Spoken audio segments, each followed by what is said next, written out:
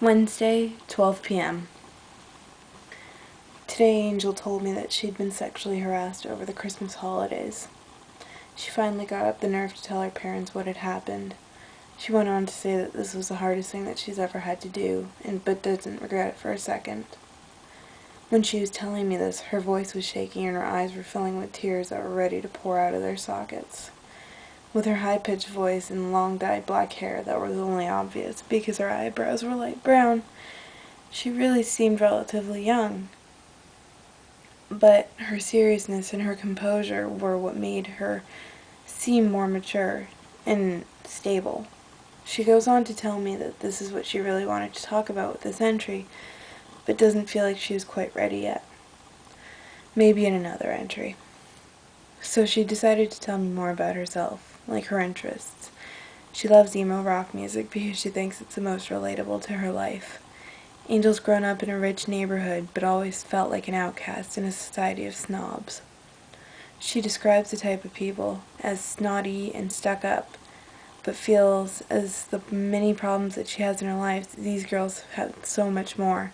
She describes a normal day in her life as getting up, putting on her school uniform, going to school, not feeling like she's learned anything, spending a lunch hour in the art classroom where she paints, and then coming home. She goes to her room where she stays for the rest of the night. She doesn't have much of a relationship with her parents, as they both have jobs that keep them out of the house for a good portion of the day. She puts on her music and it takes her to a different place. When the music is blasting in her ears, she forgets the people that surround her and think about the years to come, leaving the places that she's grown up far behind. Angel tells me that she has high hopes for when she finishes high school. She wants to get out of her neighborhood, move to New York, and become an artist. She believes that this will be where her true potential comes out. She believes that this is where her true potential will come out, and that this is where the suffocation that she's been feeling her entire life will really finally let go of her, and she'll finally be released from this hellhole that we call high school. There's a noise in her house as the video keeps going, and it sounds like a door slam. A man's voice calls Angie from the distance, and Angel becomes flustered. She quickly wraps up the video, telling us that she'll make another blog video soon, and thanks us for listening. It was her first time blogging and hopes that people like it and like her. She smirks and turns off the camera. As soon as the video ends, my mind begins to race. I begin to worry about Angel, and I worry about the sexual harassment and that her parents are never around and that she feels like an outcast in a society and that she hates.